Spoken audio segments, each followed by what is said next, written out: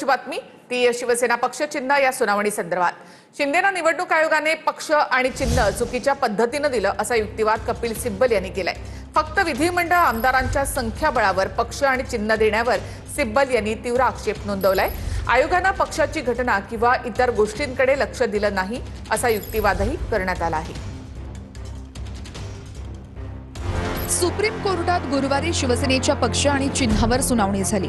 यावेळेस कपिल सिब्बल यांनी निवडणूक आयोगानं चुकीच्या पद्धतीनं शिंदेंना पक्ष आणि चिन्ह दिल्याचा मुद्दा प्रामुख्याने मांडला। निवडणूक आयोगाने पक्षाच्या घटनेला महत्त्व न देता फक्त विधिमंडळातल्या आमदारांच्या संख्याबळावरून पक्ष आणि चिन्ह शिंदेंना दिलं, यावर सिब्बल यांनी तीव्र आक्षेप नोंदवला। शिंदेंना आमदारांच्या संख्याबळाच्या आधारावर चिन्ह देणं ही एक वेगळी समस्या आहे असा युक्तिवाद सिब्बल यांनी केला। राजकीय पक्ष खरा की विधिमंडळ पक्ष खरा यावरच युक्तिवाद झाला। शिवसेनेच्या पक्ष घटनेवरही सुप्रीम कोर्टात आज युक्तिवाद झाला।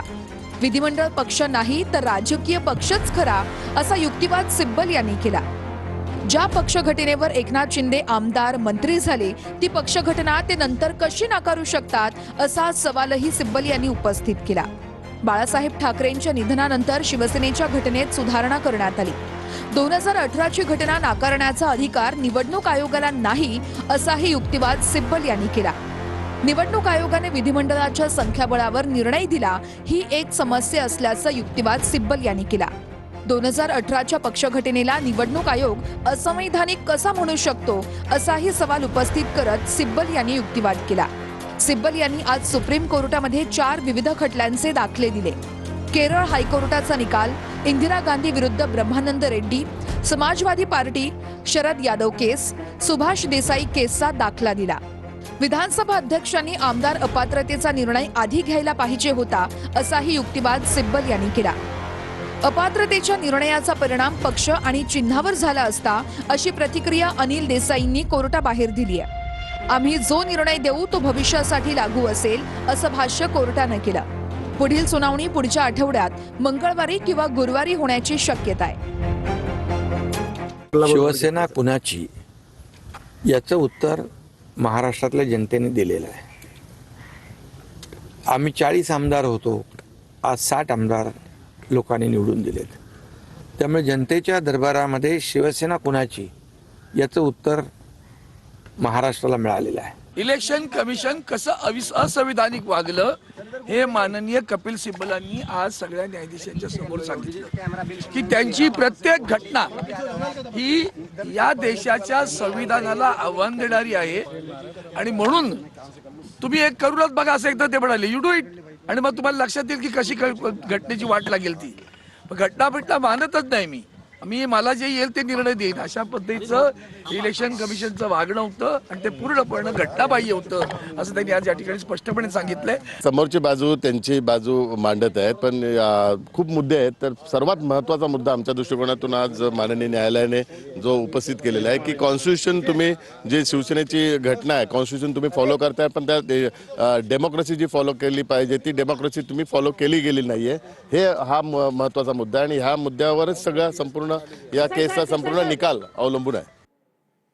कुणबी प्रमाणपत्र रद्द होण्याच्या मुद्द्यावरून जरांगेंनी मुख्यमंत्री फडणवीस आणि उपमुख्यमंत्री शिंदेंवर टीका केली आहे। चंद्रशेखर बावनकुळेंनी जात प्रमाणपत्र रद्द करायला लावल्याचा आरोप जरांगे यांनी केला। एकनाथ शिंदे मराठा समाजासोबत डबल गेम खेळतात का असा सवाल जरांगेंनी केलाय। कुणबी प्रमाणपत्र रद्द झाल्यानं मनोज जरांगे पाटील राज्य सरकारवर संतापले आहेत। मुख्यमंत्री फडणवीस आणि उपमुख्यमंत्री शिंदे यांच्यावर जरांगेंनी निशाणा साधलाय। बावनकुळेंच्या सांगण्यावरूनच कुणबी प्रमाणपत्र रद्द करण्यात आल्याचा आरोप जरांगेंनी केलाय। ते नोंदी घी आपल्या कोण चुकलं एंडोर्समेंट करून हे बावनकुळेने अधिकाऱ्याला सांगितलंय, त्यांनी ते एनएसवर घेतल्या। बावनकुळेने सांगितलं सध्या तात्पुरतं घी नंतर रद्द करू आपण, हे लगेच लाडला सांगितलं। लाड साहेबाला मी ताबडतोब असा डाव आहे रद्द पुढे चालून होईन बरं काय, ते म्हणले आज बात होणार नाही, मी फडणवीस साहेबाच्या कानावर टाकतो। जे जात पडताळणी जो एक विभाग आहे हा अर्धनैतिक आहे, क्वासी ज्युडिशियरी आहे, त्याच्यामध्ये आम्हाला हस्तक्षेप करता येत नाही शासनाला। कुठलाही शासनाचा अधिकारी मंत्री या अथॉरिटीला फोन करू शकत नाही। मराठा आरक्षणाला विरोध करणारे शिंदेंच्या ऑफिसमध्ये कसे काय येतात असा सवाल जरांगेंनी विचारलाय. शिंदेंच्या गद्दारीवरचा शिक्का मराठ्यांनी पुसल्याचा दावाही जरांगेंनी केलाय. त्यांच्यावर कधी संशय येत नव्हता. आमच्या मराठ्याच्या आरक्षणात विरोध करणारे लोक तुमच्या ऑफिसला कसं काय येतात? कसं काय येतात? तुमच्या प्रवक्त्या संघ, तुमच्या मराठा समन्वयक संघ कसं काय आहेत? बाळासाहेब भवनला हमेशा म्हणजे शिंदे साहेब तुम्ही डबल गेम खेळता का आमच्या संघ? एकीकडून ओबीसीच्या संभलिता आमच्या उरावर सोडिता आणि मतदान तर आमचं पाहिजे. आम्ही निवडून आणतो तुमचे आमदार मंत्री. शिंदे साहेब तुमच्यावर इतका कधीच तळतळलेला नाही. मी जीवाची आग होती आमची. इथं मला रात्रंदिवस रक्त जाळं लागतं माझ्या मराठ्याच्या लेकरासाठी. मराठ्यात वाटलं तुमचा धुळा वाजायला मराठ्याला वेळच लागणार नाहीये. तुमच्याच ऑफिसला कसं काय भेटते? ऐका ना, मी अगदी आत्मविश्वासानं सांगतो 100% शिंदे साहेब अशा मीटिंग घ्या म्हणून सांगूच शकत नाही. आणि मग हे कसं काय घेतात? मग तुमच्या तिथं कसं काय? मी तेच सांगतो ना. नाही, मी सांगतो ना, मी आता माहिती तर घेतो. मी शिंदे आणि मी तुम्हाला हे पण सांगतो अगदी कॉन्फिडेंटली आणि आत्मविश्वासानं सांगतो, शिंदे साहेब असं करू शकत नाहीत. मी स्वतः त्यांच्याशी 5-10 मिनिटं बोललो आणि मी त्यांना स्पष्ट पद्धतीनं सांगितलं, मनोजजींच्या अनेक मागण्या हे माननीय एकनाथ शिंदे साहेबांनी पूर्ण केलेल्या ह्या मनोजदादांना देखील माहिती आहे. वेळ पडल्यास मराठा समाजासाठी जर त्यांच्याशी जाऊन भेटावं लागलं तर मी नक्की त्यांना जाऊन भेटेन. परंतु ते दाखले रद्द झाल्यामुळे जो गैरसमज पसरलेला आहे त्या संदर्भात मी मनोजदादांची चर्चा केलेली आहे. कुठेही मराठा समाजावर अन्याय होणार नाही ही भूमिका शासन म्हणून आमच्याकडनं घेतली जाईल. शिवसेनेची तुम्ही मराठ्याचं आयुष्य बरबाद करणार तर शिंदे साहेबाचे मी इतके शिटा पाडणार. शिंदे साहेबाला आयुष्यात पश्चाताप आला नसतं. पैसे नोटा नाही चालत साहेब. मोदी साहेब लोकसभेत लय नोटा चाललेल्यात लोकाला. काहीच वाकडं नाही झालं मराठ्याचं. मी झोपून टाकीन तुमचे सगळे. मला उदय सामंत यांचा फोन आला होता. मी जेव्हा मुख्यमंत्री होतो त्यावेळेस मराठा समाजासाठी 10% आरक्षणाचा निर्णय आपण घेतला. कुणबी प्रमाणपत्र मिळत नव्हती ती मिळवू लागली. कुठेही इतर समाजावर अन्याय न करता मराठा समाजाला जे जे काही देता येईल ते दिलं होतं आणि याची माहिती मनोज जरांगे पाटील यांना आहे आणि नक्कीच त्यांचा गैरसमज दूर होईल. मुख्यमंत्री फडणवीसांवरही जरांगेंनी निशाणा साधला.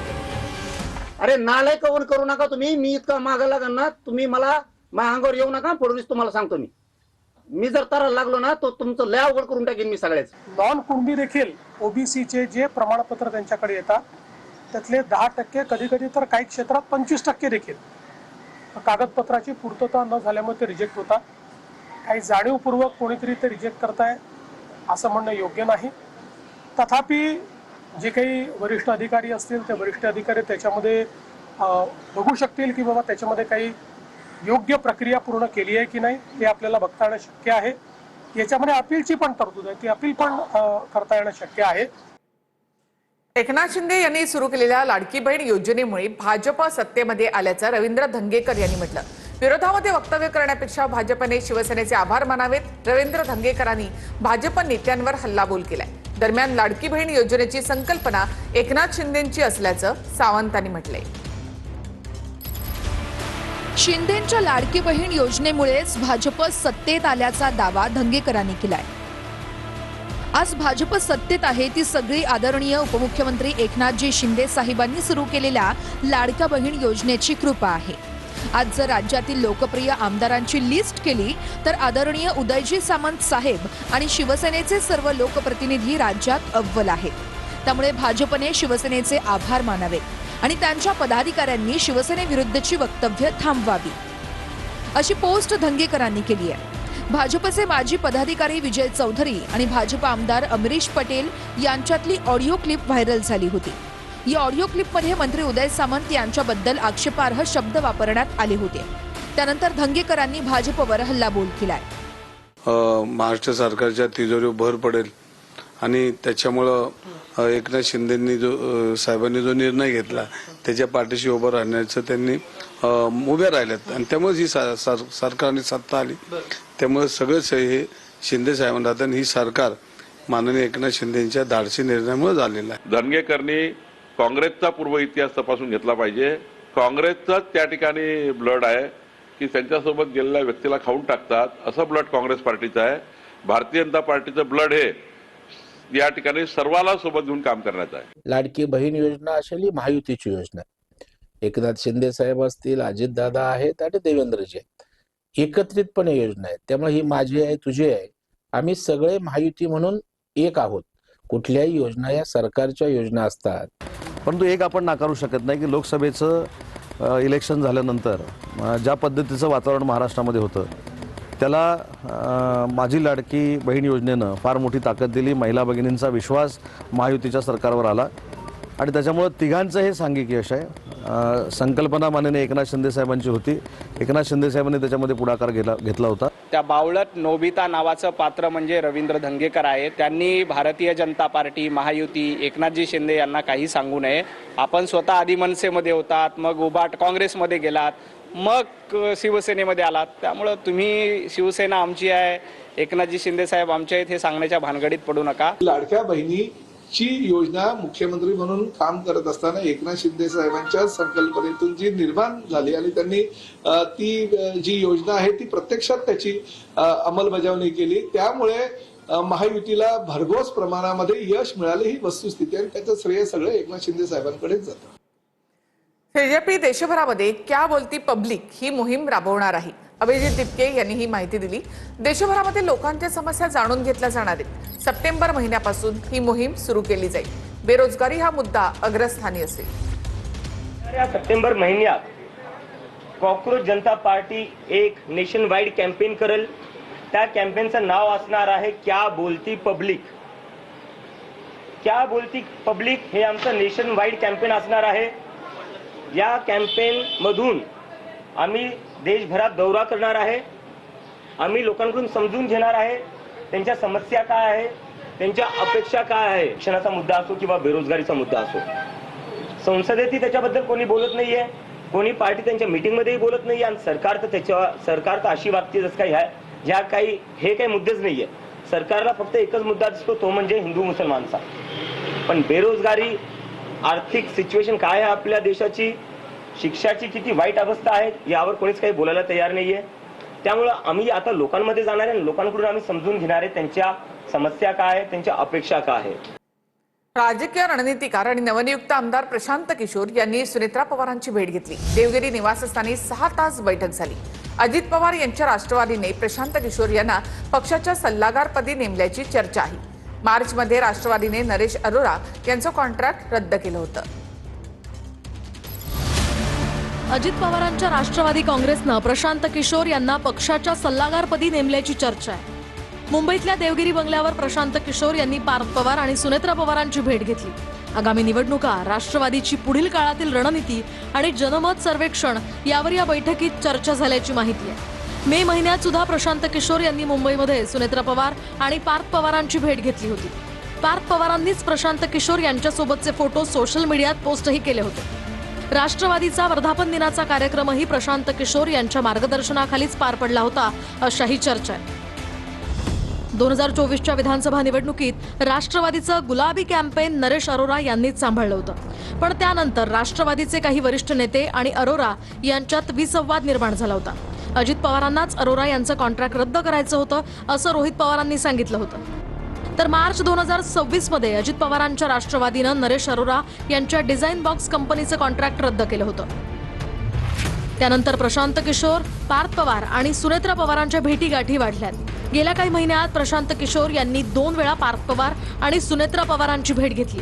राष्ट्रवादी काँग्रेसमध्ये सध्या पक्ष संघटनेतल्या नियुक्त्यांवरून वाद सुरू आहेत. पक्षाचे माजी राष्ट्रीय सचिव असलेल्या सच्चिदानंद सिंग यांनी सुनेत्रा पवारांनाच आव्हान देत निवडणूक आयोगाला पत्र लिहिलं. पटेल, तटकरे आणि सुनेत्रा पवारांमधला संवाद कमी झाल्याच्याही चर्चा आहेत. अशा परिस्थितीत पक्षाची प्रतिमा जनसामान्यांमध्ये नकारात्मक जाऊ नये यासाठी सुनेत्रा पवार आणि पार्थ पवार प्रयत्नशील आहेत. त्यासाठीच प्रशांत किशोर यांची अजितदादांच्या राष्ट्रवादीनं राजकीय रणनीतिकार म्हणून नियुक्ती केल्याची चर्चा आहे. प्रशांत किशोर हे राजकीय रणनीतिकार म्हणून ओळखले जातात. 12 जणांना आपण मुख्यमंत्रीपदी बसवल्याचा दावा प्रशांत किशोर करतात. 2014 साली प्रशांत किशोर हे पंतप्रधान मोदींचे राजकीय रणनीतिकार होते. प्रशांत किशोर यांनी थलपती विजय, ममता बॅनर्जी, नितीश कुमार, जगनमोहन रेड्डी, अरविंद केजरीवाल, MK स्टॅलिन, अमरिंदर सिंग यांचे राजकीय रणनीतिकार म्हणून काम केलंय. प्रशांत किशोर हे राजकीय रणनीतिकार म्हणून ओळखले जातात.